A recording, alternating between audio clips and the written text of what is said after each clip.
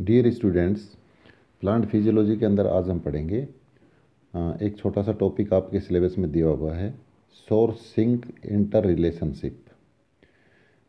देखिए, फोटोसिंथेसिस जो होता है तो प्लांट के अंदर फोटोसिंथेटिक पार्ट होता है, वो पत्तियाँ होती हैं और ये जो लीव्स होती हैं ये फूड मटेरियल की सप्लाई का कार्य करते हैं और लीव्स के अंदर ही फूड मटेरियल का निर्माण होता है।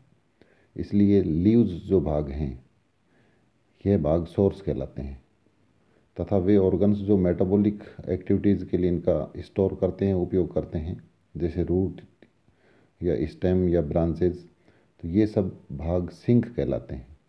इसलिए फ्लोएम द्वारा फूड मटेरियल का ट्रांसफ़र सोर्स सिंक के बीच एक स्पेसिफिक रिलेशनशिप को शो करता है।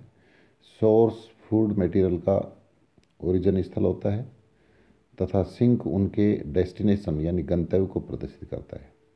इसमें फ्लोएम इन दोनों के बीच एक ब्रिज का कार्य करता है। लीव्स द्वारा बना हुआ सुक्रोज एपोप्लास्ट या सिम्प्लास्ट विधि द्वारा लीफ सेल्स के फ्लोएम में प्रवेश करता है और लीफ मेसोफिल से सुक्रोज लीफ के फ्री स्पेस में प्रवेश करता है और सांद्रता प्रवणता के विपरीत यानी कंसंट्रेशन ग्रेडियंट के विपरीत फ्लोएम में प्रवेश करता है। तो ट्रांसफ़र से पहले सुक्रोज के फ्लोएम में संग्रह को लोडिंग कहा जाता है, यानी जब ये बन करके यहाँ पर स्टोर रहता है फ्लोएम में, जब इसका अपटेक होता है तो इसको लोडिंग कहते हैं, जिसके फलस्वरूप फ्लोएम में टर्गर प्रेशर ग्रेडियंट एस्टाब्लिश हो जाता है और इस प्रेशर के कारण सुक्रोज का सोर्स से सिंक की ओर स्थानांतरण होता है। लेकिन यह तभी पॉसिबल होता है जब सिंक सेल में लगातार फूड मटेरियल का यूज या एक्यूमुलेशन होता रहे। सिंक सेल्स में खाद्य पदार्थों के उपयोग या संचयन को अनलोडिंग कहा जाता है। यदि सिंक सुक्रोज का उपयोग नहीं कर पाता है तो फ्लोएम में टर्गर प्रेशर कम हो जाता है और ट्रांसलोकेशन के अभाव में सिस्टम में शुगर कंसंट्रेशन बढ़ने पर फोटोसिंथेसिस की दर कम हो जाती है।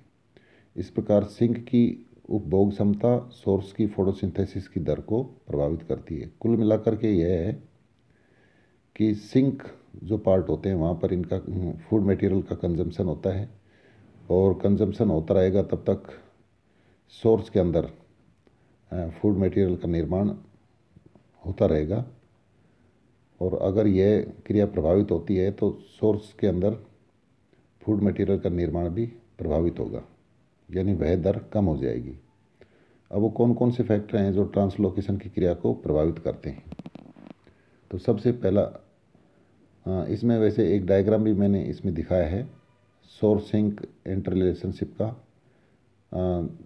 ये ऊपर की ओर जो डायग्राम है इसमें लीफ मेसोफिल सेल्स को दिखाया है जिसके अंदर फूड मटेरियल की लोडिंग हो रही है, जो सोर्स वाला पार्ट है, और इसके बाद जो फ्लोएम है इसके अंदर इसकी अनलोडिंग हो रही है, entry of sugar into phloem, यहाँ पर इसकी लोडिंग हो रही है और इसमें टर्गर प्रेशर डेवलप हो रहा है।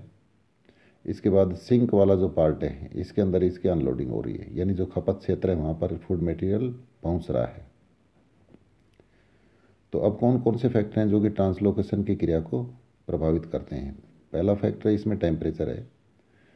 तो टेम्परेचर ट्रांसलोकेशन की क्रिया को डायरेक्टली या इनडायरेक्टली दोनों ही रूप से प्रभावित करता है, क्योंकि ट्रांसलोकेशन के लिए कार्बनिक पदार्थ में ऊर्जा की उपलब्धता टेम्परेचर से जुड़ी होती है।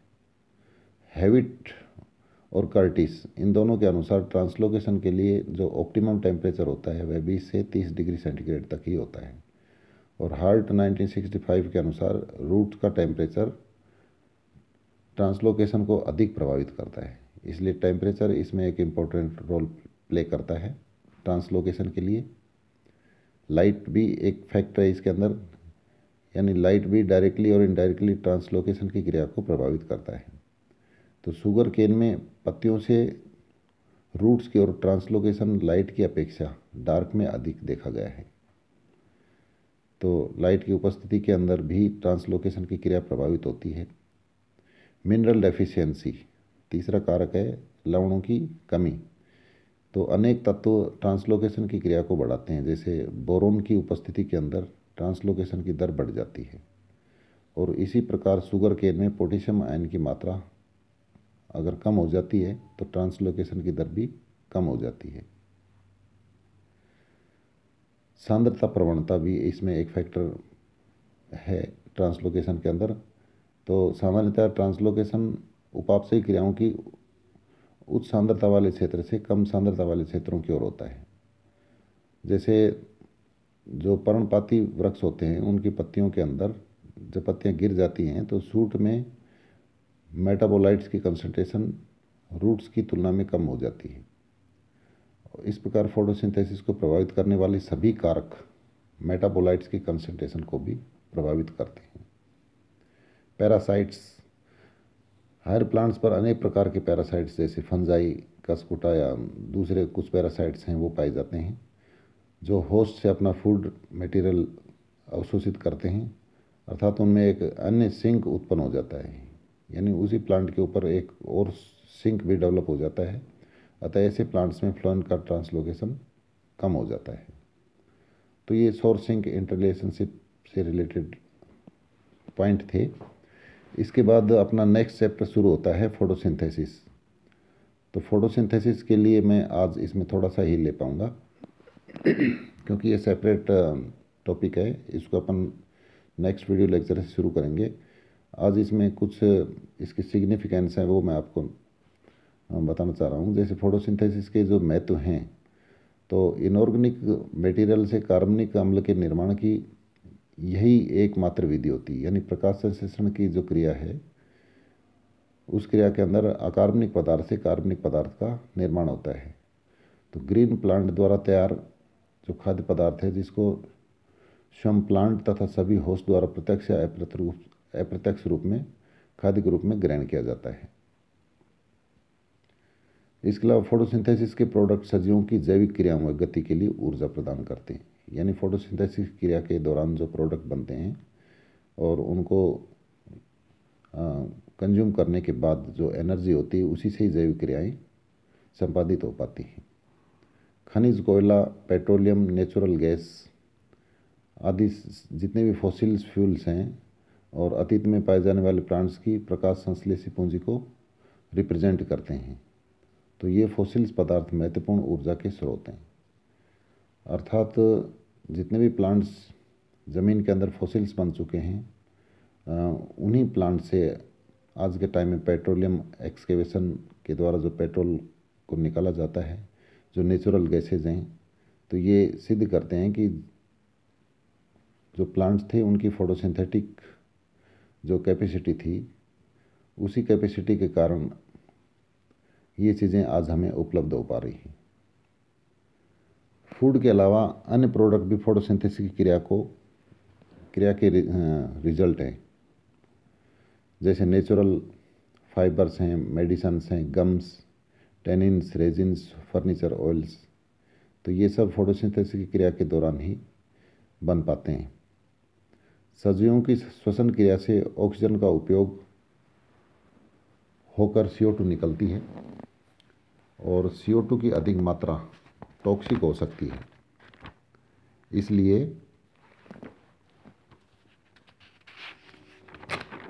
लेकिन प्लांट इसे यूज में लेकर O2 उपलब्ध कराते हैं। अतः वातावरण में इन दोनों गैसेज का संतुलन बना रहता है। तो जैसा कि हम जानते हैं कि जितने भी लिविंग ऑर्गेनिज्म हैं पृथ्वी के ऊपर रहते हैं सब O2 का उपयोग करते हैं और CO2 को एक्सहेल करते हैं। तो अगर CO2 का उपयोग नहीं होगा तो एनवायरनमेंट के अंदर CO2 की मात्रा बढ़ जाएगी। तो इसके संतुलन के लिए जितने भी प्लांट्स हैं वो सब CO2 का उपयोग करते हैं और उसके बदले में कार्बनिक पदार्थों का निर्माण करते हैं। तो यह एक प्रकाश संश्लेषण अपने आप में एक अनोखी क्रिया है। इसके बाद इसके फोटोसिंथेसिस की क्रिया के बारे में कुछ इसका हिस्टोरिकल एस्पेक्ट्स अपन देखेंगे और प्रकाश संश्लेषण की क्रिया क्या है, किन किन विधियों से ये संपन्न होती है, इसको अपन नेक्स्ट वीडियो लेक्चर से पढ़ेंगे। Thank you.